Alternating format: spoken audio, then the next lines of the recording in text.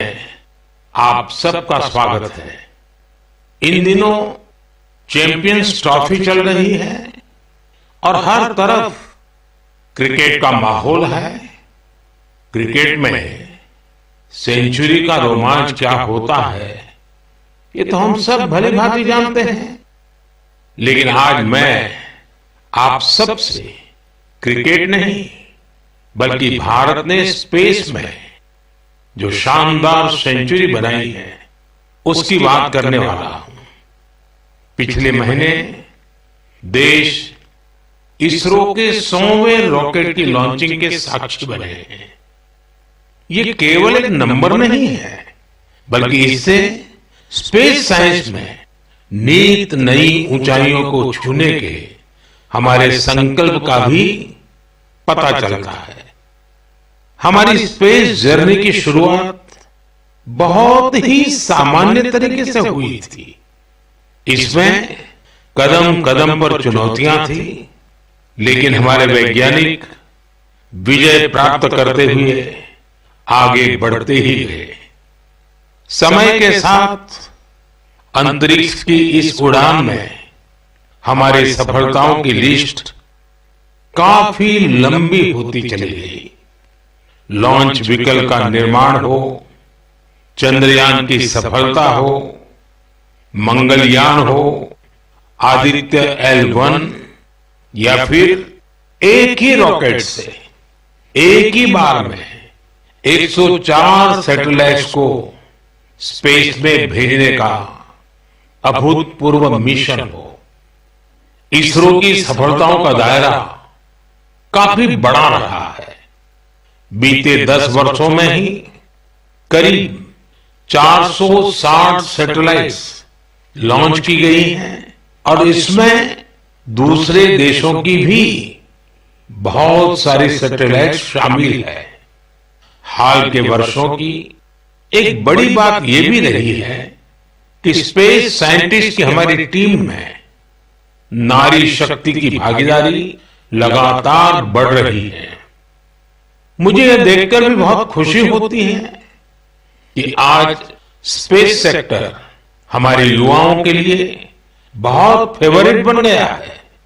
कुछ साल पहले तक किसने सोचा होगा कि इस क्षेत्र में स्टार्टअप और प्राइवेट सेक्टर की स्पेस कंपनियों की संख्या सैकड़ों में हो जाएगी।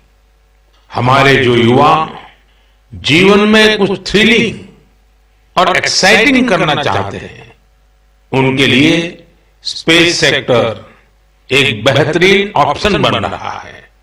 साथियों, आने वाले कुछ ही दिनों में हम नेशनल साइंस डे मनाने जा रहे हैं।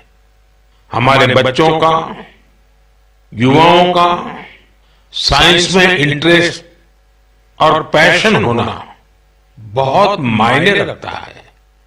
इसे लेकर मेरे पास एक आइडिया है जिसे आप one day as a scientist कह सकते हैं। यानी आप अपना एक दिन एक साइंटिस्ट के रूप में, एक वैज्ञानिक के रूप में बिताकर देखें। आप अपनी सुविधा के अनुसार, अपनी मर्जी के अनुसार कोई भी दिन चुन सकते हैं। उस दिन आप किसी रिसर्च लैब, प्लेनेटोरियम या फिर स्पेस सेंटर जैसी जगहों पर जरूर जाएं। इससे साइंस को लेकर आपकी जिज्ञासा और बढ़ेगी। स्पेस और साइंस की तरह एक और क्षेत्र है जिसमें भारत तेजी से अपनी मजबूत पहचान बना रहा है। ये क्षेत्र है AI यानी आर्टिफिशियल इंटेलिजेंस।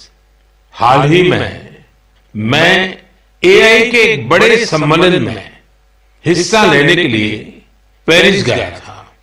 वहां दुनिया ने इस सेक्टर में भारत की प्रगति की खूब सराहना की। हमारे देश के लोग आज AI का उपयोग किस किस तरह से कर रहे हैं, इसके उदाहरण भी हमें देखने को मिल रहे हैं। अब जैसे तेलंगाना में आदिलाबाद के सरकारी स्कूल के एक टीचर थोड़ासम कैलाश जी हैं। डिजिटल गीत संगीत में उनकी दिलचस्पी हमारी कई ट्राइबल लैंग्वेज को बचाने में बहुत महत्वपूर्ण काम कर रही है। उन्होंने एआई टूल्स की मदद से कोलामी भाषा में गाना कंपोज कर कमाल कर दिया है। वे एआई का उपयोग कोलामी के अलावा भी कई और भाषाओं में गीत तैयार करने के लिए कर रहे हैं। सोशल मीडिया पर उनके ट्रैक हमारे आदिवासी भाई बहनों को खूब पसंद आ रहे हैं। स्पेस सेक्टर हो या फिर एआई, हमारे युवाओं की बढ़ती भागीदारी एक नई क्रांति को जन्म दे रही है। नई नई टेक्नोलॉजी को अपनाने और आजमाने में भारत के लोग किसी से पीछे नहीं है। मेरे प्यारे देशवासियों, अगले महीने 8 मार्च को अंतर्राष्ट्रीय महिला दिवस है। यह हमारी नारी शक्ति को नमन करने का एक विशेष अवसर होता है। देवी महात्म्य में कहा गया है, विद्याः समस्ताः तव देवी भेदाः स्त्रियः समस्ताः सकला जगत्सु, अर्थात सभी विद्याएं देवी के ही विभिन्न स्वरूपों की अभिव्यक्ति है और जगत की समस्त नारी शक्ति में भी उनका ही प्रतिरूप है। हमारी संस्कृति में बेटियों का सम्मान सर्वोपरि रहा है। देश की मातृशक्ति ने हमारे स्वतंत्रता संग्राम और संविधान के निर्माण में भी बड़ी भूमिका निभाई है। संविधान सभा में हमारा राष्ट्रीय ध्वज प्रस्तुत करते हुए हंसा मेहता जी ने जो कहा था, मैं उन्हीं की आवाज में आप सबके साथ शेयर कर रहा हूं। It is in the fitness of things that this first flag that will fly over this august house should be a gift from the women of India. We have donned the saffron color. We have fought, suffered and sacrificed in the cause of our country's freedom. We have today attained our goal. In presenting this symbol of our freedom, we once more offer our services to the nation. We pledge ourselves to work for a great India, for building up a nation that will be a nation among nations. We pledge ourselves for working for a greater cause to maintain the freedom that we have achieved. साथियों, हंसा मेहता जी ने हमारे राष्ट्रीय ध्वज के निर्माण से लेकर उसके लिए बलिदान देने वाली देश भर की महिलाओं के योगदान को सामने रखा था। उनका मानना था कि हमारे तिरंगे में केसरिया रंग से भी ये भावना उजागर होती है। उन्होंने विश्वास व्यक्त किया था कि हमारी नारी शक्ति भारत को सशक्त और समृद्ध बनाने में अपना बहुमूल्य योगदान देगी। आज उनकी बातें सच साबित हो रही हैं। आप किसी भी क्षेत्र पर नजर डालें तो पाएंगे कि महिलाओं का योगदान कितना व्यापक है। साथियों, इस बार महिला दिवस पर मैं एक ऐसी पहल करने जा रहा हूं जो हमारी नारी शक्ति को समर्पित होगी। इस विशेष अवसर पर मैं अपने सोशल मीडिया अकाउंट जैसे एक्स, इंस्टाग्राम के अकाउंट्स, उनको देश की कुछ इंस्पायरिंग वुमेन को एक दिन के लिए सौंपने जा रहा हूं। ऐसी वुमेन जिन्होंने अलग अलग क्षेत्रों में उपलब्धियां हासिल की हैं, इनोवेशन किया है, अलग अलग क्षेत्रों में अपनी एक अलग पहचान बनाई है। 8 मार्च को वो अपने कार्य और अनुभवों को देशवासियों के साथ साझा करेगी। प्लेटफॉर्म भले ही मेरा होगा, लेकिन वहां उनके अनुभव, उनकी चुनौतियां और उनकी उपलब्धियों की बात होगी। यदि आप चाहती हैं कि ये अवसर आपको मिले, तो नमो ऐप पर बनाए गए विशेष फोरम के माध्यम से इस प्रयोग का हिस्सा बने और मेरे एक्स और इंस्टाग्राम अकाउंट से पूरी दुनिया तक अपनी बात पहुंचाए। तो आइए इस बार महिला दिवस पर हम सब मिलकर अदम्य नारी शक्ति को सेलिब्रेट करें, सम्मान करें, नमन करें। मेरे प्यारे देशवासियों, आप में से बहुत सारे लोग ऐसे होंगे जिन्होंने उत्तराखंड में हुए राष्ट्रीय खेलों के रोमांच का आनंद उठाया होगा। देश भर के 11,000 से अधिक एथलीट्स ने इसमें शानदार प्रदर्शन किया। इस आयोजन ने देवभूमि के नए स्वरूप को पेश किया। उत्तराखंड अब देश में स्ट्रांग स्पोर्टिंग फोर्स के रूप में भी उभर रहा है। उत्तराखंड के खिलाड़ियों ने भी शानदार प्रदर्शन किया। इस बार उत्तराखंड 7वें स्थान पर रहा। यही तो पावर ऑफ स्पोर्ट्स है, जो इंडिविजुअल्स और कम्युनिटीज के साथ साथ पूरे राज्य का कायाकल्प कर देती है। इससे जहां भावी पीढ़ियां प्रेरित होती हैं, वहीं कल्चर ऑफ एक्सेलेंस को भी बढ़ावा मिलता है। साथियों, आज देश भर में इन खेलों के कुछ यादगार प्रदर्शनों की खूब चर्चा है। इन खेलों में सबसे ज्यादा गोल्ड मेडल जीतने वाली सर्विसेज की टीम को मेरी बहुत बहुत बधाई। राष्ट्रीय खेलों में हिस्सा लेने वाले हर खिलाड़ी की भी मैं सराहना करता हूं। हमारे बहुत से खिलाड़ी खेलो इंडिया अभियान की देन है। हिमाचल प्रदेश के सावन बरवाल, महाराष्ट्र के किरण मात्रे, तेजस सिरसे या आंध्र प्रदेश की ज्योति याराजी, सबने देश को नई उम्मीदें दी हैं। उत्तर प्रदेश के जेवलिन थ्रोअर सचिन यादव और हरियाणा की हाई जंपर पूजा और कर्नाटका की स्विमर धिनिधि दे सिंधु ने देशवासियों का दिल जीता। इन्होंने 3 नए राष्ट्रीय रिकॉर्ड बनाकर सबको चौंका दिया। इस बार के राष्ट्रीय खेलों में टीनेज चैंपियंस, उनका नंबर हैरान करने वाला है। 15 साल के शूटर गेविन एंटनी, यूपी की हैमर थ्रो खिलाड़ी 16 साल की अनुष्का यादव, मध्य प्रदेश के 19 साल के पोल वाल्टर देव कुमार मीणा ने साबित किया कि भारत का स्पोर्टिंग फ्यूचर बेहद प्रतिभावान पीढ़ी के हाथों में है। उत्तराखंड में हुए नेशनल गेम्स ने ये भी दिखाया कि कभी हार ना मानने वाले जीतते जरूर है। कंफर्ट के साथ कोई चैंपियन नहीं बनता।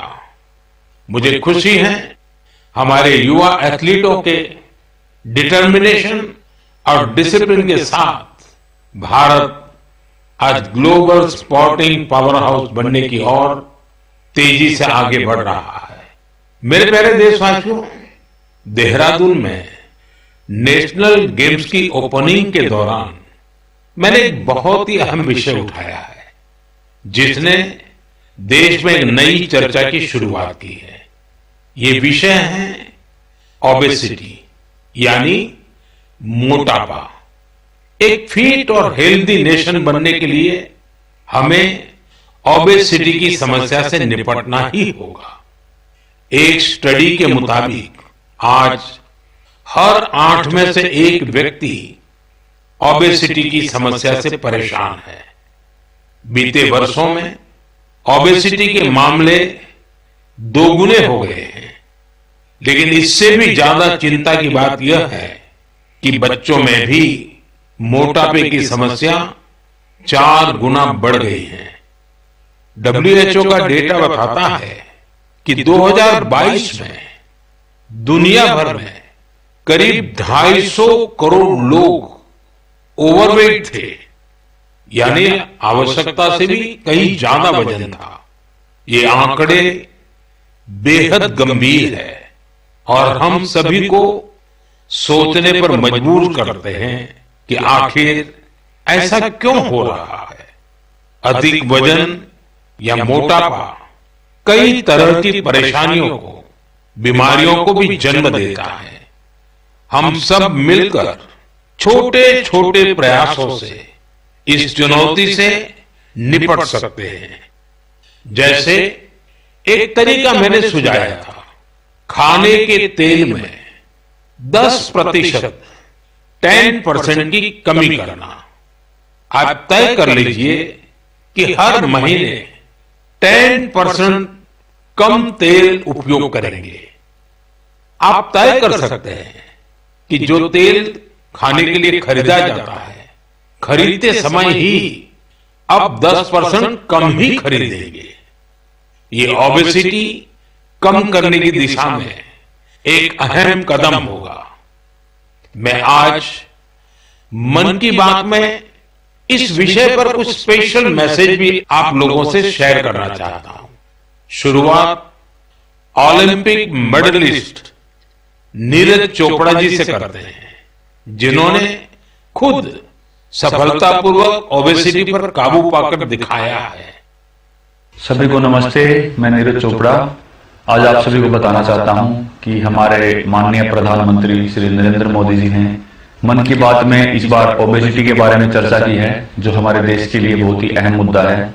और मैं कहीं ना कहीं इस बात को खुद से भी रिलेट करता हूं, क्योंकि जब मैंने ग्राउंड पे जाना स्टार्ट किया था तो उस टाइम में भी मेरा भी काफी मोटापा था, और मैंने जब ट्रेनिंग स्टार्ट की, अच्छा खाना स्टार्ट किया, तो काफी हेल्थ में मेरे सुधार आया। और उसके बाद जब मैं एक प्रोफेशनल एथलीट बन गया तो उसमें भी मेरी काफी हेल्प मिली। और साथ में बताना चाहूंगा कि जो पेरेंट्स हैं वो खुद भी आउटडोर स्पोर्ट कोई ना कोई खेलने अपने बच्चों को भी लेके जाएं और एक अच्छा हेल्दी लाइफस्टाइल बनाएं, अच्छा खाएं और अपने शरीर को 1 घंटा या जितना भी टाइम आप दे सकते हैं दिन में वो दें एक्सरसाइज के लिए। और मैं एक बात और ऐड करना चाहूंगा, अभी हाल ही में हमारे प्रधानमंत्री जी ने बोला था कि जो खाने में यूज होने वाला ऑयल है उसको 10% तक कम करें, क्योंकि कई बार हम काफी तली हुई चीजें, ऐसी चीजें खा लेते हैं जिससे ओबेसिटी पे काफी इम्पैक्ट पड़ता है। तो मैं सभी को कहना चाहूंगा कि इन चीजों से बचें और अपनी हेल्थ का ध्यान रखें। बस यही आपसे मैं गुजारिश करता हूं और साथ उठ के हम अपने देश को ऊपर उठाएंगे। धन्यवाद। नीरज जी, आपका बहुत बहुत आभार। जानी मानी एथलीट निखत जरीन जी ने भी इस विषय पर अपनी बात रखी है। हाय, मेरा नाम निखत जरीन है और मैं 2 टाइम्स वर्ल्ड बॉक्सिंग चैंपियन हूँ। जैसे कि हमारे प्रधानमंत्री नरेंद्र मोदी जी ने मन की बात में ओबेसिटी को लेकर जिक्र किया है, and I think it's a national concern. हमें अपनी हेल्थ को लेकर सीरियस होना चाहिए, बिकॉज मोटापा जितनी जल्दी से फैल रहा है हमारे इंडिया में, उसको हमें रोकना चाहिए और कोशिश यही करनी चाहिए कि हम जितना हो सके हेल्दी लाइफस्टाइल फॉलो करें। मैं खुद एक एथलीट होके कोशिश करती हूँ कि मैं हेल्दी डाइट फॉलो करूँ, बिकॉज अगर मैंने गलती से भी अनहेल्दी डाइट ले लिया या मैंने ऑयली चीजें खा ली तो जिसकी वजह से मेरे परफॉर्मेंस पे इम्पैक्ट पड़ता है और मैं रिंग में जल्दी थक जाती हूँ। एंड मैं कोशिश यही करती हूँ कि मैं जितना हो सके एडिबल ऑयल जैसी चीजों को मैं कम इस्तेमाल करूँ और उसकी जगह हेल्दी डाइट फॉलो करूँ और डेली फिजिकल एक्टिविटी करूँ, जिसकी वजह से मैं हमेशा फिट रहती हूँ। एंड आई थिंक हम जैसे कॉमन लोग जो है तो डेली जॉब पे जाते हैं, काम पर जाते हैं, आई थिंक हर किसी को हेल्थ को लेकर सीरियस होना चाहिए और कुछ ना कुछ डेली फिजिकल एक्टिविटी करनी चाहिए, जिसकी वजह से हमें बीमारियों जैसे हार्ट अटैक है और कैंसर जैसे बीमारियों से हम दूर रहे और अपने आप को फिट रखें, क्योंकि हम फिट तो इंडिया फिट। निखत जी ने वाकई कुछ अच्छे पॉइंट्स बताए हैं। आइए अब सुनते हैं डॉक्टर देवी शेट्टी जी का क्या कहना है। आप सभी जानते हैं वे एक बहुत ही सम्मानित डॉक्टर हैं जो इस विषय पर निरंतर काम कर रहे हैं। I would like to thank our Honorable Prime Minister for creating an awareness about obesity in his most popular Mann Ki Baat program. Obesity today is not a cosmetic problem. It is a very serious medical problem. Majority of the youngsters in India today are obese. The main cause of obesity today is poor quality of food intake, especially excess intake of carbohydrates, that is rice, chapati and sugar, and of course large consumption of oil. Obesity leads to major medical problems like heart disease, high blood pressure, fatty liver and many other complications. So my advice to all the youngsters, start exercising, control your diet and be very, very active and watch your weight. Once again, I would like to wish all of you very, very happy, healthy future. Good luck and God bless. साथियों, खाने में तेल का कम उपयोग और obesity से निपटना यह केवल पर्सनल चॉइस नहीं है, बल्कि परिवार के प्रति हमारी जिम्मेदारी भी है। खान पान में तेल का अधिक इस्तेमाल हार्ट डिसीज, डायबिटीज और हाइपरटेंशन जैसी ढेर सारी बीमारियों की वजह बन सकता है। अपने खान पान में छोटे छोटे बदलाव करके हम हमारे फ्यूचर को स्ट्रॉन्गर, फिटर और डिसीज फ्री बना सकते हैं। इसलिए हमें बिना देर किए इस दिशा में प्रयास बढ़ाने होंगे। इसे अपने जीवन में उतारना होगा। हम सब मिलकर इसे खेल खेल में बहुत प्रभावी रूप से कर सकते हैं। जैसे मैं आज मन की बात के इस एपिसोड के बाद 10 लोगों को आग्रह करूंगा, चैलेंज करूंगा कि क्या वो अपने खाने में ऑयल को 10% कम कर सकते हैं, और साथ ही उनसे आग्रह भी करूंगा कि वो आगे नए 10 लोगों को ऐसा ही चैलेंज दे। मुझे विश्वास है इससे ओबेसिटी से लड़ने में बहुत मदद मिलेगी। साथियों, क्या आप जानते हैं कि Asiatic lion, Angul, pygmy hawks और लायन टेल मैकाक, इसमें क्या समानता है? इसका जवाब है कि ये सब दुनिया में कहीं और नहीं पाए जाते हैं, केवल हमारे देश में ही पाए जाते हैं। वाकई हमारे यहां वनस्पति और जीव जंतुओं का एक बहुत ही वाइब्रेंट इकोसिस्टम है, और ये वन्य जीव हमारे इतिहास और संस्कृति में रचे बसे हुए हैं। कई जीव जंतु हमारे देवी देवताओं की सवारी के तौर पर भी देखे जाते हैं।